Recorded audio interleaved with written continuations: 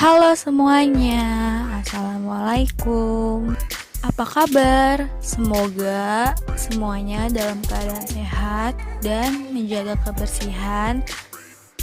Selamat datang di video pembelajaran Asmaul, Indah, Melva, Novi, dan Rina.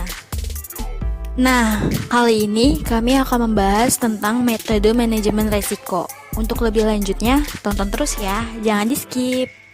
Metode identifikasi risiko. Metode identifikasi risiko itu ada 7. Salah satunya, yang pertama, metode kuesioner analisis risiko. Metode ini dilakukan dengan cara mengumpulkan segala informasi yang diperlukan agar tidak ada yang terlewatkan. Yang kedua, metode laporan keuangan. Metode ini dilakukan dengan cara menganalisis segala laporan keuangan seperti neraca, laporan laba rugi, dan catatan keuangan lainnya. Yang ketiga, metode peta aliran flowchart. Metode ini dilakukan dengan cara mengawasi secara langsung bahan yang akan dijadikan barang produksi, mulai dari supplier menuju ke gudang bahan menuju proses produksi. Setelah barang jadi, akan ditaruh pada gudang barang jadi dan akan disalurkan kepada penyalur, dan terakhir akan didistribusikan ke konsumen. Yang keempat, metode inspeksi langsung kepada objek. Metode ini harus membentuk sebuah badan yang bertugas untuk mengamati langsung jalannya operasi perusahaan. Yang kelima, metode interaksi dengan bagian lain. Metode ini bertujuan untuk memperoleh pemahaman lengkap dan pelaporan mutakhir perkembangan perusahaan. Yang keenam, statistik kerugian, yaitu segala gambaran tentang kerugian yang telah terjadi dan kerugian yang sering terjadi, serta seberapa besar kerugian yang sudah terjadi. Yang ketujuh, analisis lingkungan. Metode ini bertujuan untuk mengetahui seberapa besar minat pelanggan terhadap barang yang perusahaan produksi, mengetahui pesaingnya potensial, dan siapa saja yang menguasai pemasaran produk yang sejenis. 2. Pengukuran risiko. Risiko perlu diukur untuk menentukan penting atau tidaknya risiko tersebut dan untuk menentukan kegiatan manajemen risiko yang cocok dalam menanganinya. Dan salah satu caranya, yang pertama, dimensi yang harus diukur. Frekuensi kerugian yang akan terjadi, tingkat keparahan yang ditimbulkan dari kerugian itu. Yang kedua, dasar pengukuran. Dasar frekuensi kerugian, kerugian sering, tingkat keparahan kecil. Dasar keparahan kerugian, kerugian jarang, tingkat keparahan besar. Dan yang terakhir, yang ketiga, cara mengukur risiko. Menggunakan konsep probabilitas dengan formula rumus sebagai berikut. Selanjutnya, 3. Pengendalian risiko. Risiko harus dapat dikendalikan agar tidak menimbulkan kerugian yang besar terhadap suatu organisasi ataupun pada perseorangan. Risiko dapat dikendalikan dengan cara menghindari risiko, mencegah risiko, menahan risiko, dan memindahkan risiko. Menghindari risiko dan mencegah risiko merupakan pendekatan pengendalian risiko atau risk control.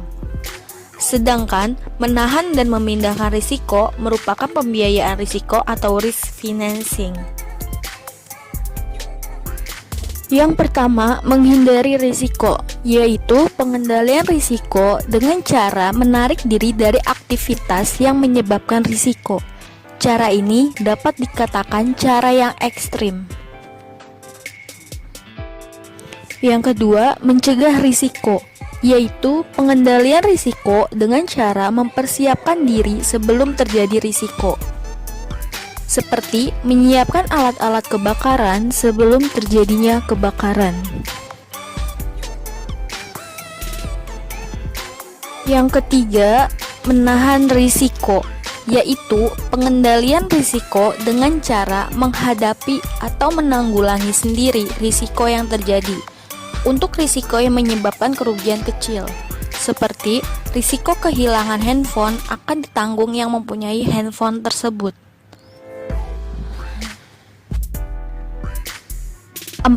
Memindahkan risiko, yaitu pengendalian risiko dengan cara melimpahkan sebagian atau seluruhnya risiko yang akan dihadapi kepada pihak lain. Biasanya, pengendalian ini dilakukan apabila kerugian yang ditimbulkan besar, seperti risiko kebakaran rumah tempat tinggal, dipindahkan dengan cara membuka asuransi, sehingga risiko tersebut akan dipindahkan kepada pihak asuransi. Untuk risiko yang tidak bisa dihindari, organisasi perlu melakukan pengendalian risiko dengan menggunakan dua dimensi, yaitu probabilitas dan severity. Pengendalian risiko bertujuan untuk mengurangi probabilitas munculnya kejadian, mengurangi tingkat keseriusan atau severity atau keduanya. 4. Karakteristik manajemen risiko yang baik. 1. Memahami bisnis perusahaan yang baik. Kunci keberhasilan manajemen risiko. A. Tanggung jawab terhadap risiko berada pada tangan semua organisasi. B. Pekerjaan berpengaruh terhadap risiko organisasi. C. Pekerjaan berkaitan dengan fungsi lain dalam organisasi. 2. Formal dan terintegrasi. Manajemen risiko formal meliputi A. Infrastruktur keras atau ruang kerja, komputer, struktur organisasi. B. Infrastruktur lunak atau budaya kehati-hatian, organisasi yang selalu responsif terhadap risiko. C. Proses manajemen risiko atau identifikasi, pengukuran, pengendalian risiko. Langkah-langkah manajemen risiko yang terintegrasi secara formal. A. Mengidentifikasi semua risiko, mengurangi risiko. B. Menggunakan brainstorming atau curah pendapat antar manajemen dengan konsultan. C. Menghitung probabilitas dan dampak risiko secara kuantitatif. D. Menggunakan ukuran risiko yang mudah dipahami. E. Melihat ketidakkonsistenan antar bagian, penghematan dalam pengadaan risiko. 1. Mengembangkan instruktur risiko. Infrastruktur risiko yang mendukung di sini adalah struktur organisasi. Perusahaan menggunakan struktur organisasi yang bervariasi. 2. Menetapkan mekanisme pengawasan. Manajemen risiko yang efektif harus mempunyai sistem pengendalian yang baik. Agar terjadi mekanisme saling mengontrol, menghindari kekuasaan yang berlebihan dan tidak adanya pemusatan kekuasaan. 3. Menetapkan batas atau limit merupakan bagian integral dari manajemen risiko. Misal, untuk risiko kredit, pembatasan mencakup antara lain konsentrasi kredit pada nasabah, sektor tertentu, tingkat risiko, dan calon nasabah. Nah, sekian video pembelajaran tentang metode manajemen risiko dari kami kelompok 3. Thanks for watching. Assalamualaikum.